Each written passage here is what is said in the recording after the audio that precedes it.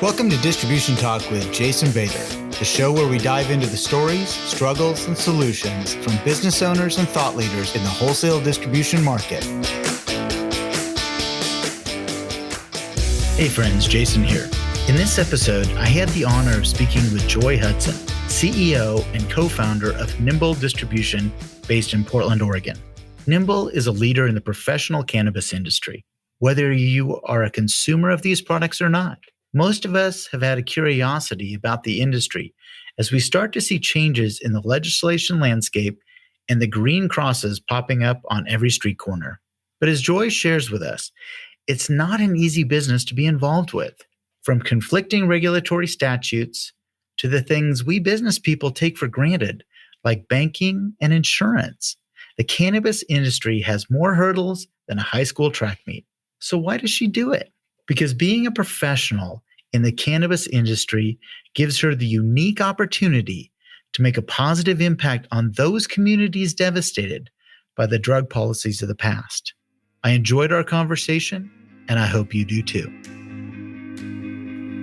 This episode of Distribution Talk is sponsored by InSequel Distribution Software. InSequel is a fully functional distribution-based software package. I only recommend software packages that were purpose-built to serve distribution, and these folks do it very well at a price point many smaller distributors can afford. Economy doesn't mean compromise. This company is on the cutting edge of distribution-friendly applications like VMI on mobile devices, mobile signature capture, mobile CRM, warehouse management software, and e-commerce development. If you're ready to step up to a fully loaded, scalable distribution package at an affordable price, look no further than InSequel Distribution Software at www.insequel.com. That's INXSQL.com.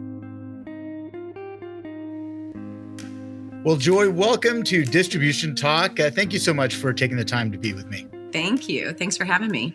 So tell me a little bit about your background. Share with us, how you got in distribution and a little bit about the industry as well.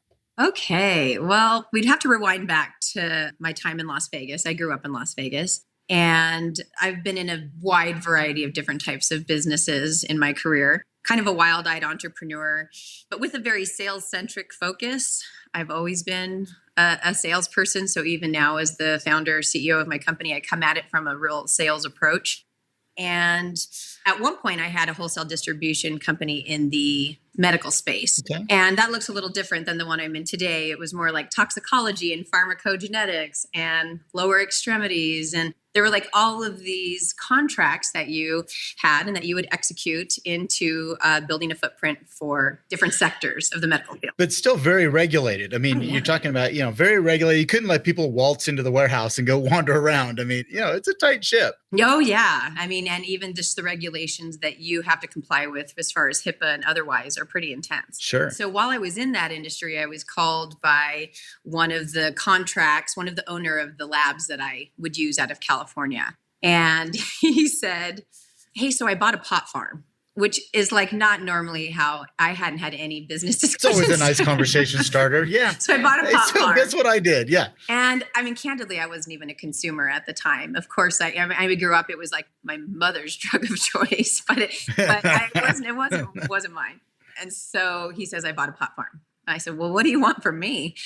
And he said, I want you to build my sales infrastructure. It's like, how do I build sales infrastructure? So you're asking me to become a drug dealer? I didn't really understand. Right, exactly. Yeah. What are you asking of me? I obviously knew, and I've been pro legalization a long time. I understood that we weren't stopping this war on drugs was a failure. We weren't stopping it. So I didn't have any hang up about cannabis. I thought it should be legal. But I also knew very limited information and still had a lot of my own judgment about what that meant as far as a career was concerned. Well, let's face it, you already were a drug dealer in the pharmaceutical business. Now it's just, that was a little more formal. I say that today, which I candidly, I was not a pill peddler. I don't know that nobody let me have those contracts, but I was testing people for drugs. Okay. All right. Fair enough. All right. So this isn't a huge leap. It's just a bit of a chasm. It's called cornering the market, Jason. It's like you're testing them for drugs in one state, you're selling them drugs in another. It's Potato. But yeah, exactly.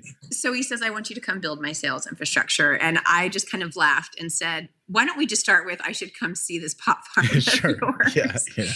And so he sends a ticket and I come out and I was enchanted, actually.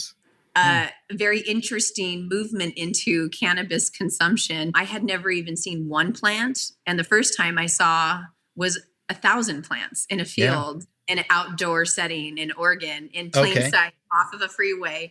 And I just went, I had a moment where I said, everybody stop speaking. And I grabbed a piece of paper and I said, only answer my questions. Do not ask me questions. And they were all like, oh, okay. And I said, how many plants are in this field? And I said, how many pounds per plant come off of it? Right. Sure. How much per pound is that worth? And I just start like trying to qualify, what in the heck am I looking at? And at the end, I had determined that this was a $7 million harvest, which made me very scared for it. I was like, why don't you have security? It's outside. Right. Right. This is outside. This people is like, walking down the road. There's no fences, so I'm thinking this is crazy. And so I said, okay, well, I guess what's next is I need to go find the people who buy this and ask them, why do you choose one versus the other? It's all weed to me. I didn't know sativa indica hybrid. I didn't know strain. Right. I was like, so what does it mean when I smoke Blue Dream?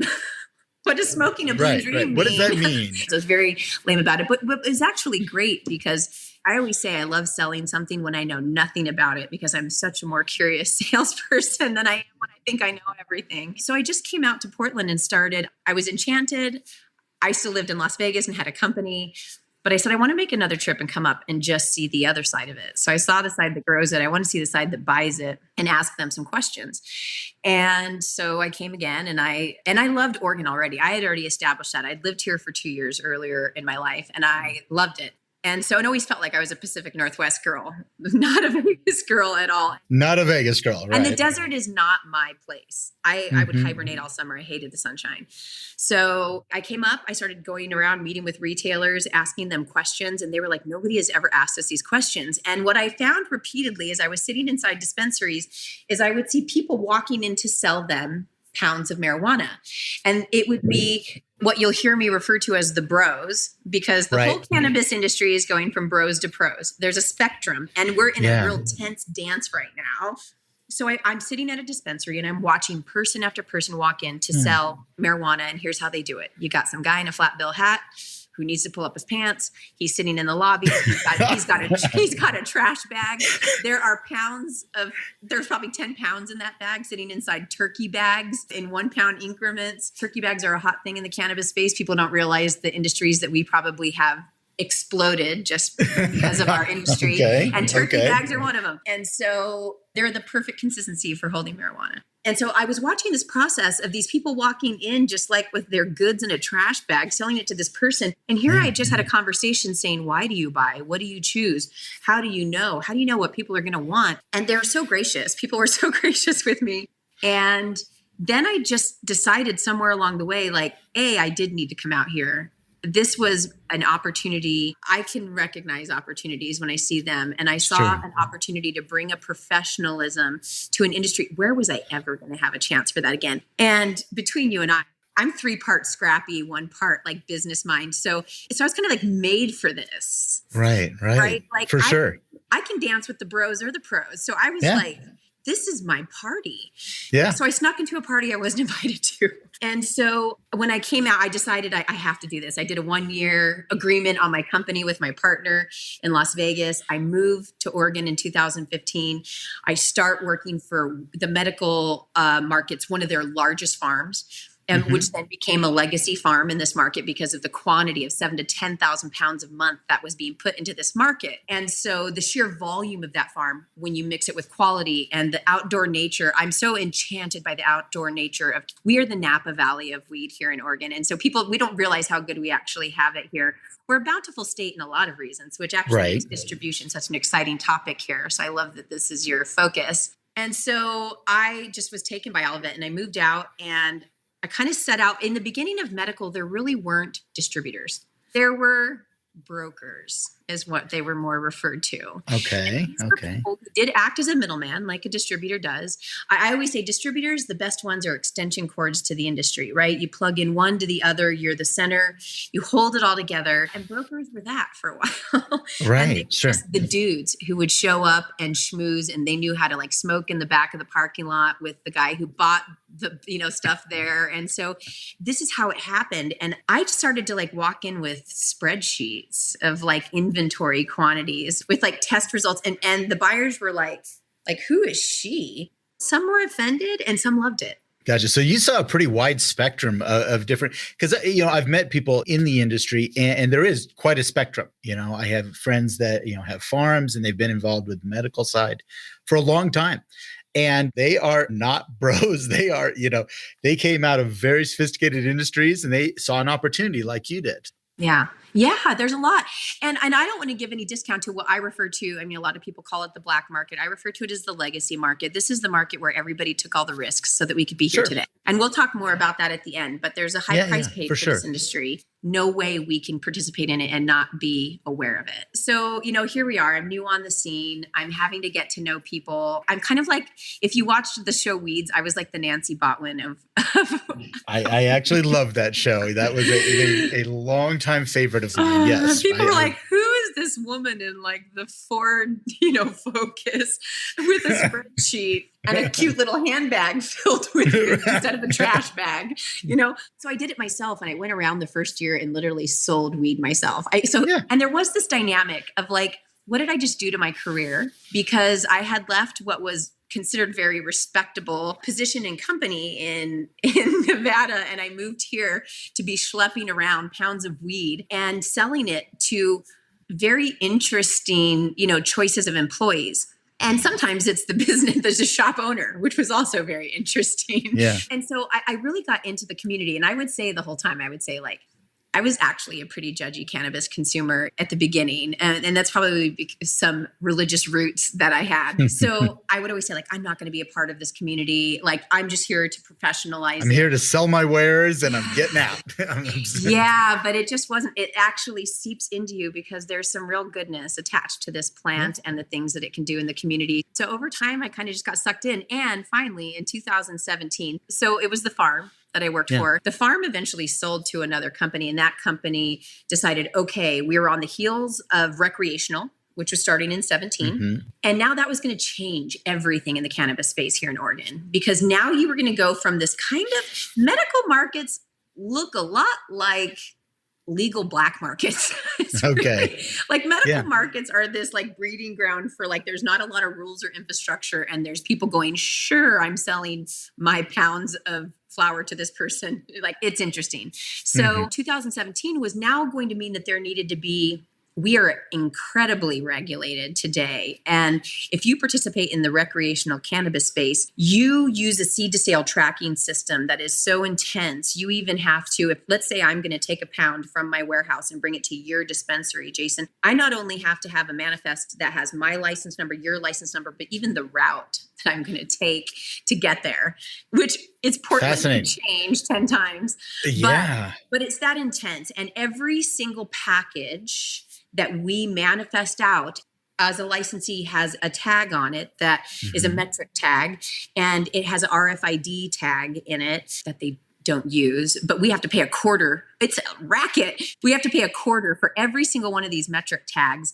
There is literally, I went to an event, a cannabis event one time where somebody had made a ball gown out of metric tags to show the waste. I mean, it's so wasteful. These are very expensive tags and they're more intense than they need to be. But a lot of that happens. It's very expensive to be a cannabis operator, and we'll talk more about that. Yeah, so now we are going to an incredibly intensely regulated system that now tells you the amount of time you have to get a product from A to B before they receive it. And they have to receive it on their side, verifying the weight and everything. I mean, everything is tracked down to the gram. And so it's a really labor intensive process. And now you are going to actually need professionalism. Now the old it wasn't even going to work in recreation. You were going to have to be sophisticated. Yeah. So this is what separated. There was a big hard break in the market between the professionalism picking up and going, and then a lot of the bros falling back into a legacy market out of the medical market. And so we started a wholesale distribution company February of 2017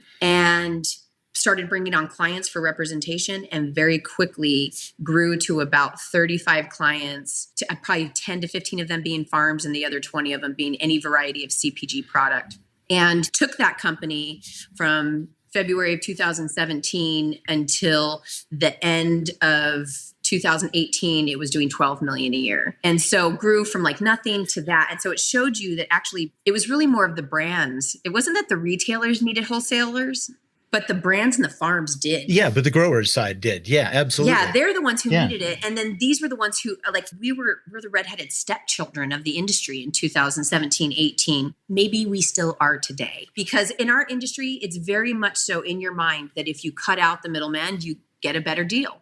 And this is an industry that thinks that if we cut it out, and they don't consider that if I want consistency as a business, then I need to be able to allow who I buy things from to have representation in the market to give them consistency. So if I block that, I'm actually blocking their ability to even advance and evolve as a business. And so it's been a heavy, heavy campaign. There's a lot of states. And so the thing about cannabis that's also really unique and that people don't quite realize as they're getting into it is that each state is an island. We don't get to do business with each other. Right. So Oregon, that was already providing about 70% of the states of United States illicit cannabis for decades, all of a sudden had a border walls put around it. And we had a problem, an oversupply problem that has taken the price per pound. I read about this. Yeah. Oh, I read about this. Has been happening on and off since 17. And so Oregon is actually a totally trailblazing, though, in cannabis. And we're the first and only state with an export bill signed by our governor that we can't execute on until other states have import bills or things like that. So we're working legislatively towards those changes. But each state's an island. And so here we are. We're in Oregon. We can only cover Oregon. And it's anybody who's distributed any product statewide in Oregon, I just want to like high five them, because we have these microclimates all over the place. We're spread out. You know, when you need to get a truck of stuff to Ontario and 84 has a 100-car pileup, that's a problem. There's a problem, yeah. And so we really, you know, distributors carry a heavy load in a state like this, whereas like when I think of Nevada, where majority of it's in this bottom part of the state, and then just there's... You've got really two spots in Nevada. Sure. Oregon is not like that. And so actually having a large distribution footprint in a state like this has its own unique challenges. And then when you add cannabis, and then you add things like banking. That was going to be one of my questions, Joy. I mean, because, you know, everybody thinks that, you know, they have all these really weird rumors and quasi understanding of what you can and can't do in the industry. So please share with us the banking challenges. Banking. So one thing you don't quite realize as you're getting into cannabis, that although it may be fully legal in the state that you're in, you begin to learn what is federal and what is state regulated, even in your state. And banks are federally insured federally. It's called the FDIC. Yes. And so because of that federal regulation, even things that we don't think of like franchises, franchising is a federal term. And so like, you know, dispensaries that have multi-units can't really be franchises. Okay. So there's a lot of unique things, and you begin to learn what is state, what is federal, how do I toggle between these two things? And banking is the biggest one. It's the biggest tension point of our industry, because there are certain state chartered credit unions in legal states. So we have one here. I'm so grateful for Max Credit Union. And they have programs, but only a percentage of people actually even qualify to use them and can keep up with the regulatory side that you have to provide to that bank. So I do have banking. I'm so grateful to have it. But every quarter, I have to not only send a report from my seed to sale tracking system, I have to send all of my books, my P&L, everything. I have to send that, and it all has to match up to my bank. And so they're making sure that there's not money coming in that's not from your license. And so they're having to, in order to even have this program, they're having to make sure that they're auditing very heavily. And so even to be able to have something as simple as banking that any other business does not think to, it's more about who do I want to bank with, right? Right. It's not, can I get a line? Can I have an account? Or you think of things even as just me, an individual, a business owner. Boy, I better keep my personal accounts at one bank and then keep my business accounts at another, because if they happen to figure out I'm cannabis at that bank, then they'll shut down all my personal accounts. What do I do with my IRAs at that point? Like, there's all of these things. I actually had Umpqua kick me out like 3 years ago, and my IRAs and everything, I had to move. So I bank with MAPS, but I had my own banking shut down. And it's just crazy. You're going like, wait, I have assets. I run a business. I've been doing this, I'm good at this. No, you're right. And people don't understand, people in different distribution industries or businesses in general just don't understand that there's that hurdle. Also, insurance. I know that I have friends in the insurance business. And I remember a few years back saying, we can't touch cannabis people with a 10-foot pole. And if you are a landlord and rent to, either a grow operation or a cannabis, retailer, I'm going to drop your insurance on the building. Yes. And I'm like, ooh. Yeah. So being in cannabis is a lot like The Amazing Race every day, because, so it's not enough to just want to be in it or even have enough money to do it. Then you have to actually figure out how you're going to jump through every hurdle. Like, how do I have a landlord who owns the building? Because if there's any type of mortgage on it, the note could be called due. So he's not going to take that risk. Absolutely. And rent to me. So then the ones who do rent to me, how do I find one who's not predatory? Because they can easily be predatory if they know that they're one of the few people who will rent to a cannabis business. Don't think I won't canna tax your ass in the process. It's what we call it. We're like, I'm getting canna taxed all over the place.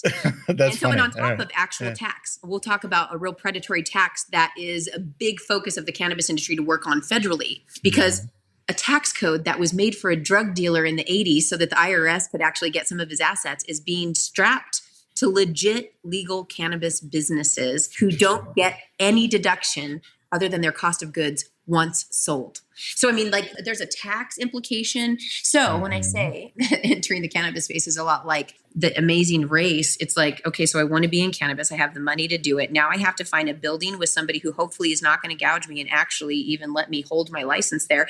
Then I have to get a license. You talked about insurance. You're right. At some point along the way, I realized that what the OLCC, which is our governing body, so the OLCC is no longer just the Oregon Liquor Control Commission. Commission is Liquor Cannabis Commission. And so then what I realized is that the OLCC, what they required to be considered a vault, actually wasn't insurable. So a lot of people were setting the standards to their space so that they could meet the heavy high bar that the OLCC required. Right.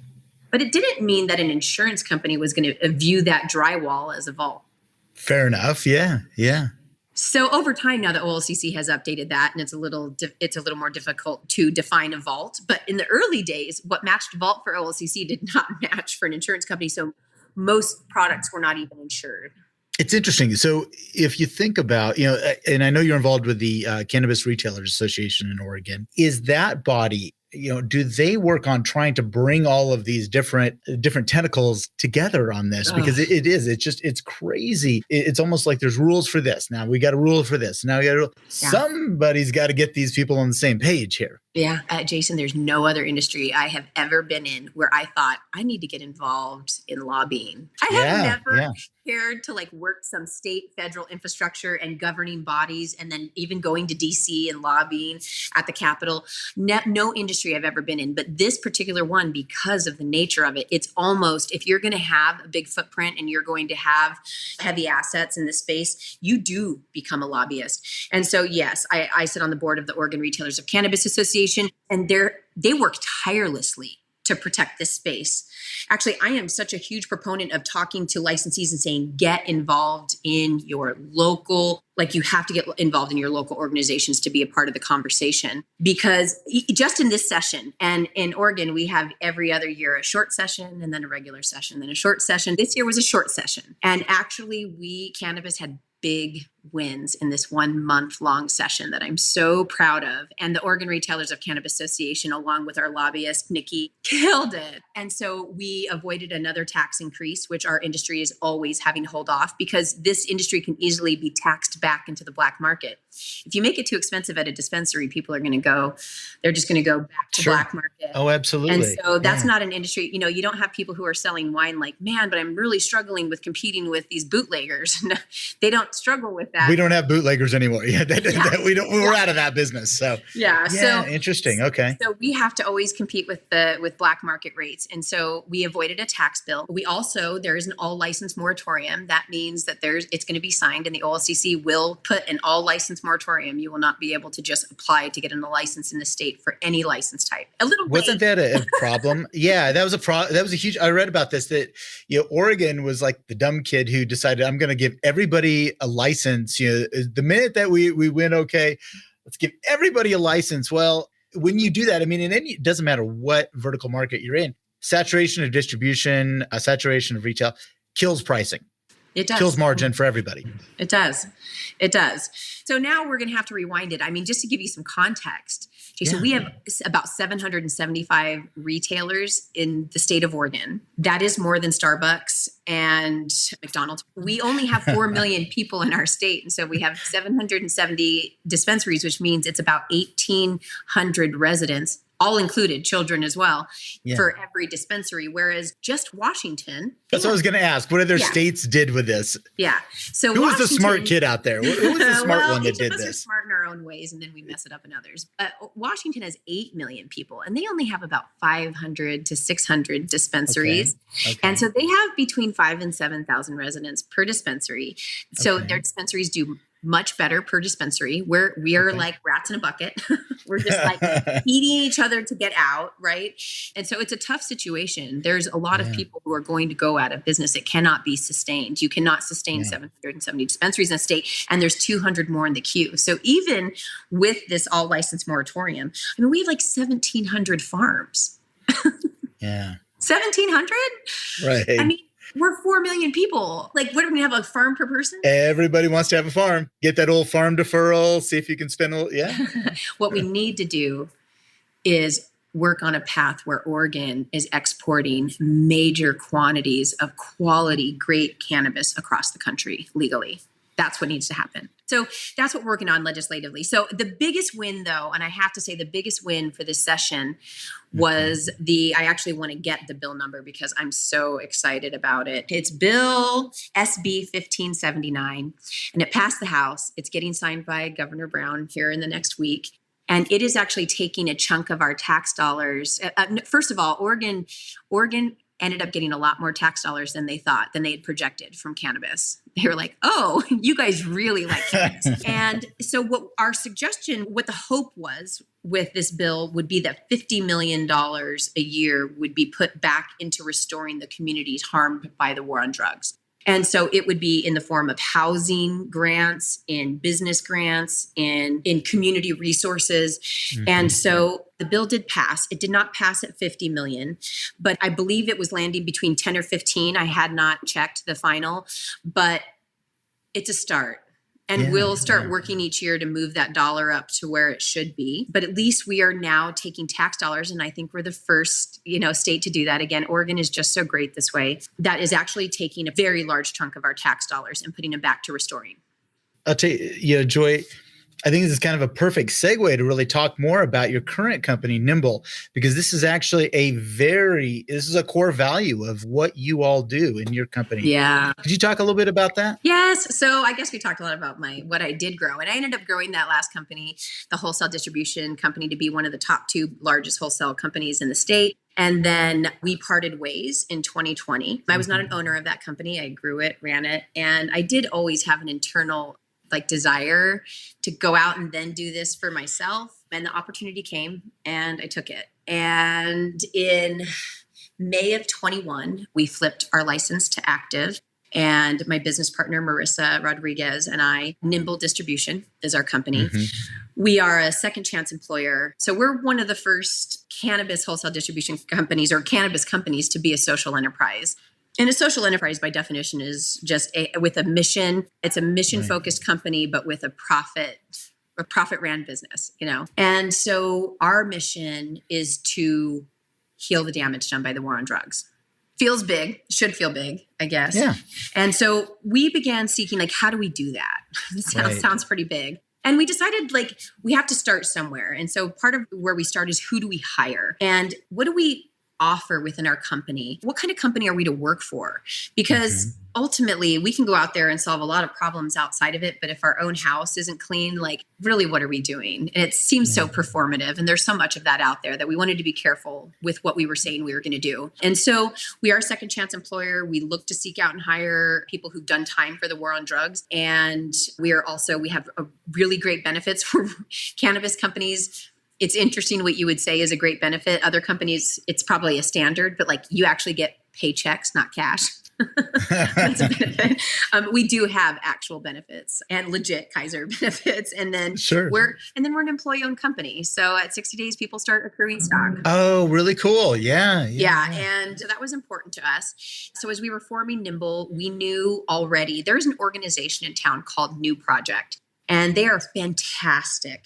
And they take funds, donations, and then they distribute them to the BIPOC community looking to get into the cannabis space so that they're creating legacy business ownership. And they really don't just stop with the grant. They really look to do ongoing resources and education because entrepreneurship is hard and scary and all of these different things. And it doesn't end with capital.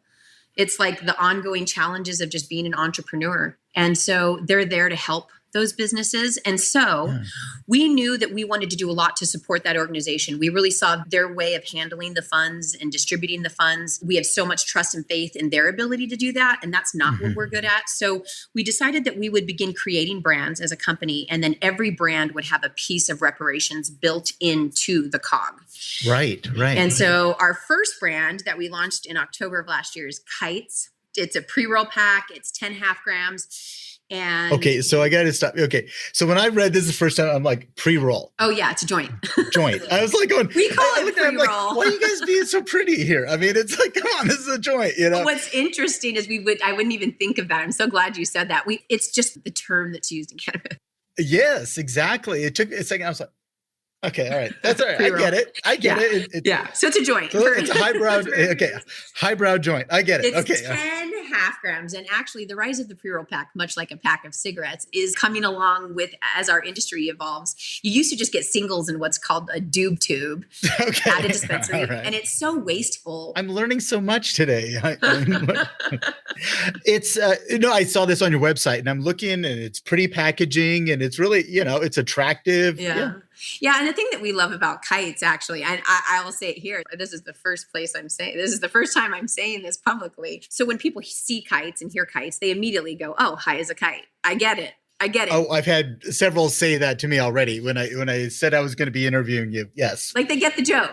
High as a kite. Cool. But actually, the name Kites are an underground communication system in prison. So imagine people cell by cell and they write notes and fold them into small little cubes and they put dental floss or string on one end and they flick them from cell to cell. And so this is their only way to have communication that's private. So we didn't know that when we named it, actually. When I heard Kite, there was a lot of reasons why I loved it that we talked about before. Okay. And then we had hired consultants that were post-prison reintroduction consultants to help us understand what the needs are. And they said, do you know that Kites are a communication system in prison? And I wept. It was a confirmation for me that everything that we were doing, that we were on the right path, that who we were creating as a company was the right path. The brands that we were creating were going to do good. And there's ways that we bring the dispensary and the customer into the do good. Every pack of Kites has a QR code on it. Yeah. And so when customers buy it, they can go to that QR code and see up to every week it's updated how much money we've given the new project. So we're accountable for it.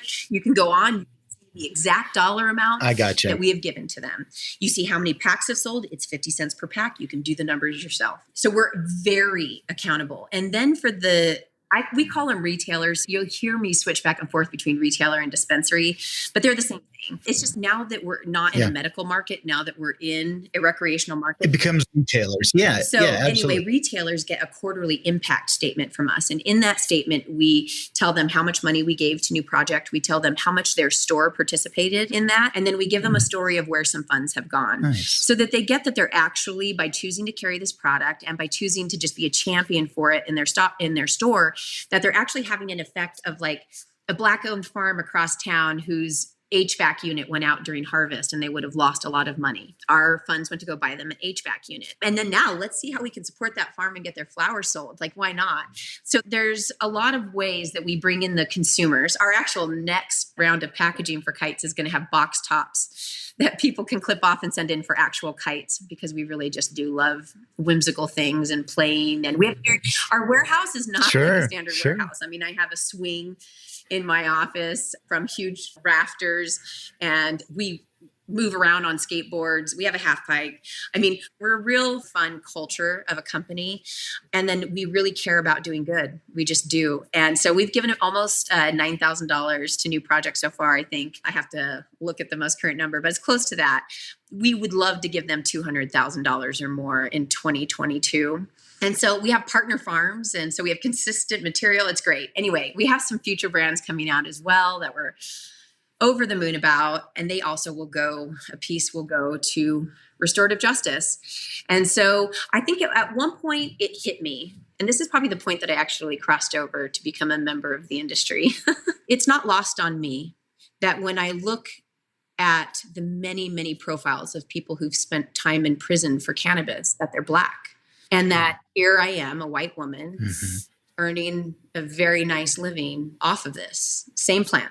Yeah. And in a moment of real reflection, one day it came to me that the same plant that was used to harm a community should be used to heal it. And that this plant is just, there's an abundance. Hence, there was an abundance of tax money, that there is it grows so richly in this state under we're on the 45th parallel, and we're the prime breeding for great cannabis outdoor. And so we should really be using this same plant that was it destroyed a community. It destroyed generations. It's still doing it.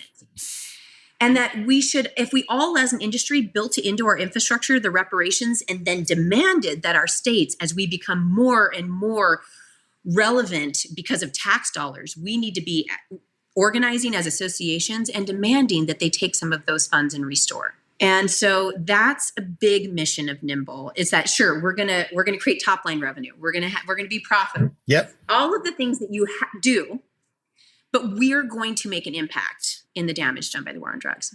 It's fantastic. I mean, when you shared that with me in our earlier conversation, I was like, this just makes too much sense. And sharing our distrust for how tax dollars are spent in the state of Oregon, and probably other states too, but I'm going to pick on Oregon because, born and raised here. But, sharing that distrust for how that money is. I mean, I watched when gambling became legalized here, and I watched, what was supposed to happen with that, with those funds. Those funds were supposed to be the Oregon lottery, support schools and all that stuff. No, it went to the general fund. I mean, sure, some of it did, but there's a huge distrust of how those funds are allocated and used. And I think, what resonated with me when you and I spoke is that you decided, I'm not going to put it in the hands of the legislature, and I am not going to trust that. I'm going to do it myself. And I think that's really what entrepreneurs and social entrepreneurs, that's what they do. That's what they do. They take responsibility. Yeah. And they take the initiative. Yeah. And so it's just fun to be able to do that. I certainly won't, I won't bag on the company that I built before, because I'm so grateful for the experience to do that. But there was definitely a lack of alignment on values, on who, and when you only have so much control, you only get to decide your destiny so much. So I think that was the most thrilling part of going it alone on this. It was scary, no doubt. I mean, absolutely. I mean, you want to talk about 2021 raising capital? I had to get on Lexapro to raise capital. I mean, you want to do a whole other episode on cap raising where you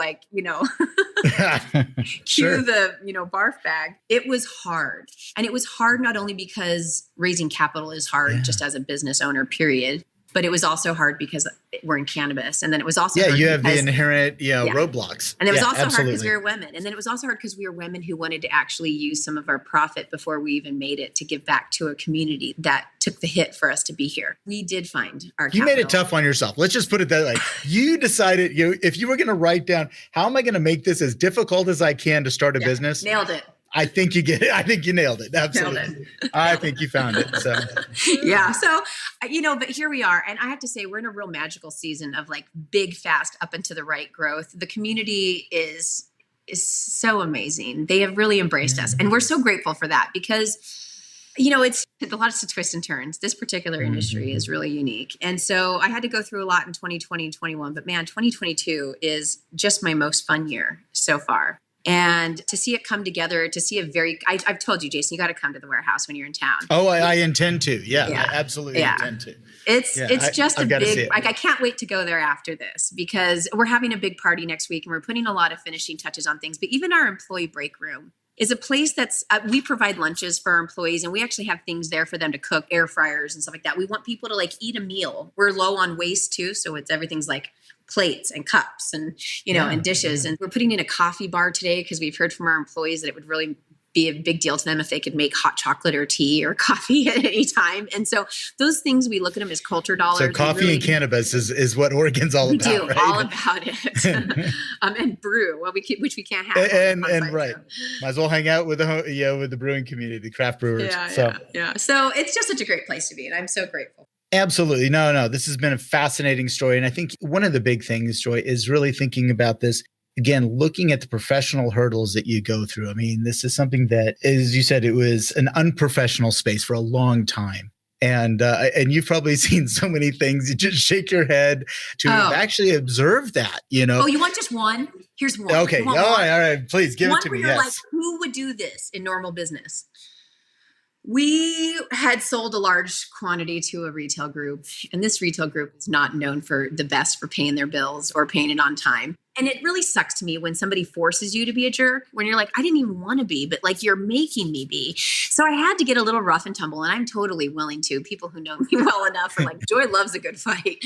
Yeah. And so I had to hold firm. We needed our money. And at that point, the remainder part of the bill was $17,000. Yeah. And so I really had to go at it with this person one night to get them to go ahead and pay. And then when they did pay, they paid in change.